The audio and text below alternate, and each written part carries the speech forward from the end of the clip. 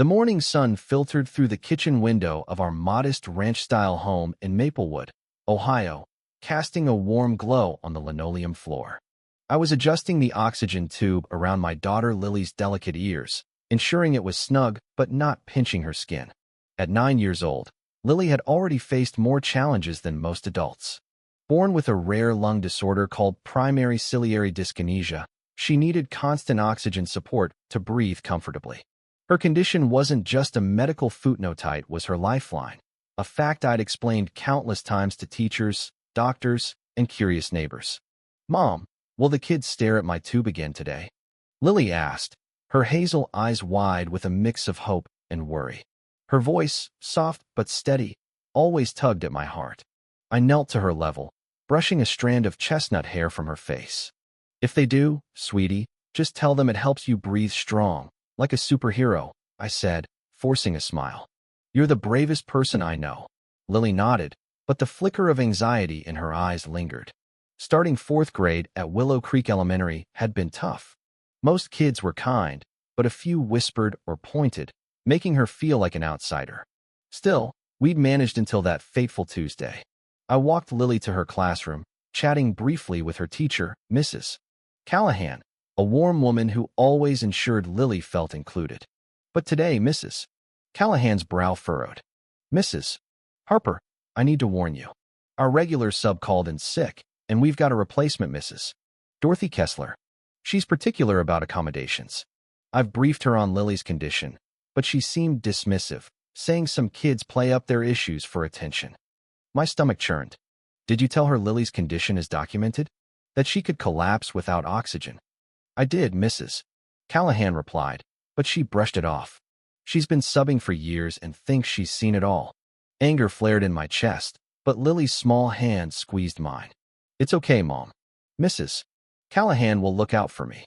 I kissed her forehead, forcing myself to leave, though every maternal instinct screamed that something was wrong. 3 hours later, my phone buzzed with an unknown number. "Mrs. Harper, this is Principal Monroe at Willow Creek. Come to the school now. There's been an incident with Lily." My heart stopped. "Is she okay? What happened? Just come quickly." "She's in the nurse's office." I sped through Maplewood's quiet streets, my mind racing. At the school, a crowd of teachers and parents clogged the hallway outside the nurse's office. I pushed through, hearing Lily's gasping sobs before I saw her. She sat on the examination table, her face pale, lips tinged blue, clutching 2 pieces of severed oxygen tubing. "Lily!" I rushed to her, checking her pulse as the nurse hooked up an emergency oxygen tank. "Mom!" Lily cried, her voice trembling. "She said I was faking it. She cut my tube. I couldn't breathe." "Who did this?" I demanded, my voice shaking with fury. Principal Monroe stepped forward, his face ashen. "Mrs. Kessler, the substitute. She's in my office." "Mrs. Harper, I'm so sorry." "Sorry," I snapped. "Someone tried to kill my daughter."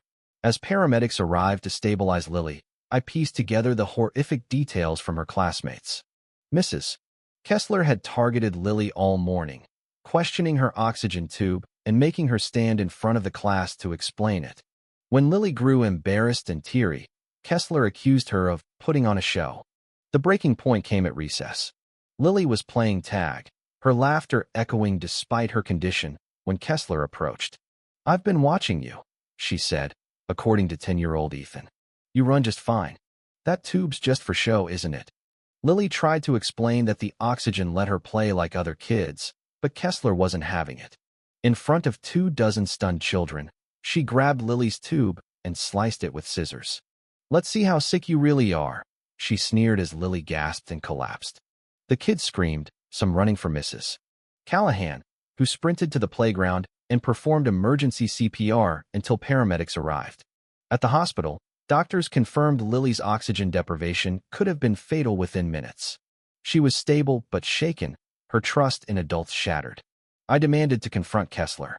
In the principal's conference room, she sat stiffly, her gray hair pulled into a severe bun, her expression cold. "Mrs.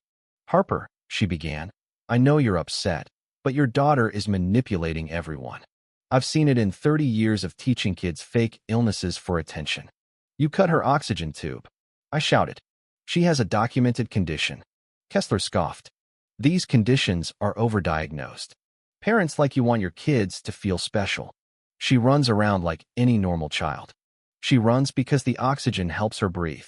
I shot back, showing her a video from last month. Lily, unconscious after forgetting to turn on her oxygen concentrator. Her lips blue, her pulse faint. This is what happens without oxygen. This is what you caused. Kessler faltered, but doubled down. That could be staged. Kids can hold their breath. I lunged forward, stopped only by the school's lawyer pulling me back. Get out, I hissed. Kessler left, but not before saying, you're enabling her lies. One day, you'll see I was helping her. That night, as Lily slept in her hospital bed, she whispered, why did she hurt me, Mom? I wasn't lying. I know, sweetheart, I said, tears falling. Some people are cruel, but I'll make sure this never happens again. The next day, I hired a top attorney. We filed criminal charges against Kessler for child endangerment, assault, and reckless endangerment, plus a civil suit against the school district for negligence. Kessler countersued, claiming defamation and emotional distress, alleging I'd coached Lily to fake her illness. Her lawyer's letter read, Mrs. Harper has trained her daughter to simulate a medical condition for sympathy. The child shows no genuine signs of respiratory distress.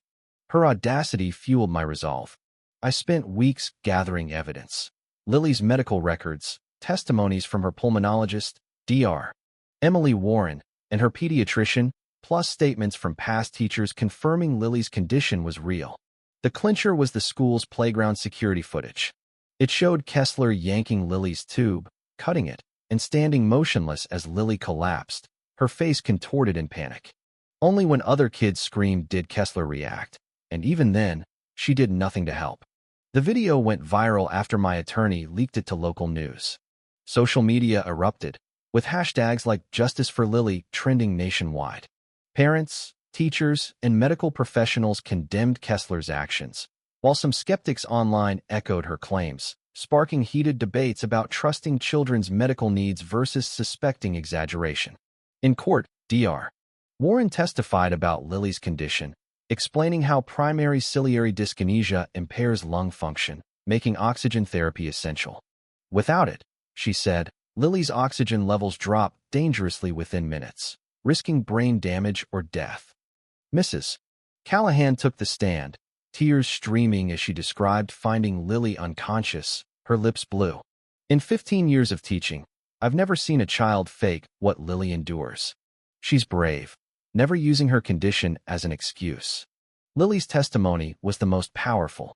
At 9, she faced the courtroom with her oxygen tube in place, her voice clear. Mrs. Kessler said I was lying about being sick. I told her I need my oxygen to breathe, but she didn't believe me. When she cut my tube, I got so scared. I couldn't breathe, and everything went dark. When asked if she ever faked her illness, Lily replied, being sick isn't fun. I wish I didn't need this tube. I just want to be like other kids. The jury wept. Kessler's attorney tried to paint Lily as manipulative, but his questions only made her more sympathetic. Kessler's testimony sealed her fate.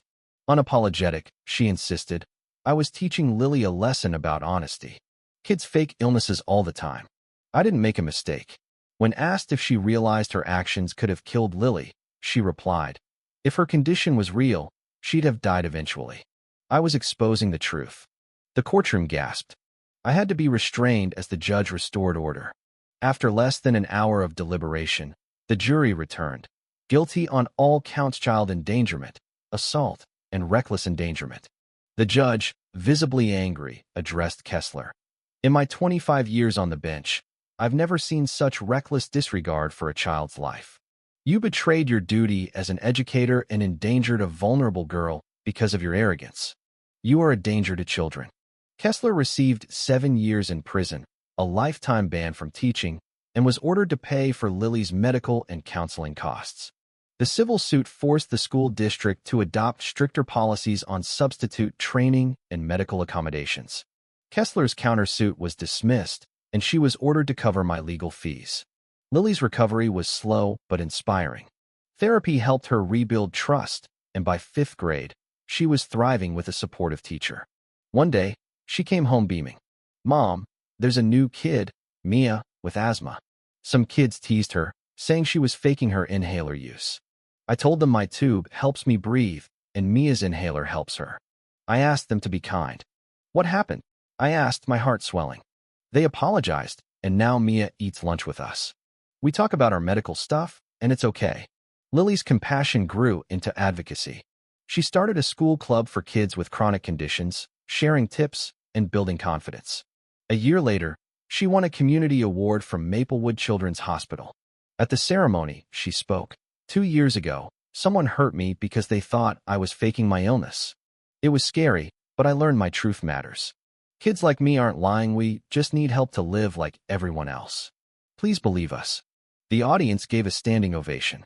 Kessler, after serving her sentence, moved out of state, her career ruined by her criminal record and public backlash. Word reached me she still believed Lily was faking, but it didn't matter. Lily had turned her pain into purpose. Today, Lily is a vibrant 13-year-old, acing school, leading the debate team, and volunteering at the hospital.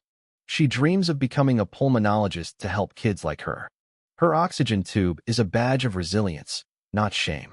As her mother, I learned that love and determination can change laws, protect children, and heal wounds. Lily's spirit, forged in adversity, became unbreakable. The real victory isn't the prison sentence or the settlement, it's Lily's choice to rise above cruelty. She chose kindness over bitterness, advocacy over silence. That's the justice that matters most. What do you think about this story? Have you ever witnessed or experienced injustice, whether through cruelty, ignorance, or abuse of power? Should educators face harsher consequences for endangering students? Share your thoughts in the comments below, and let's discuss how we can stand against violence and advocate for truth in our communities. Your voice matters. Join the conversation.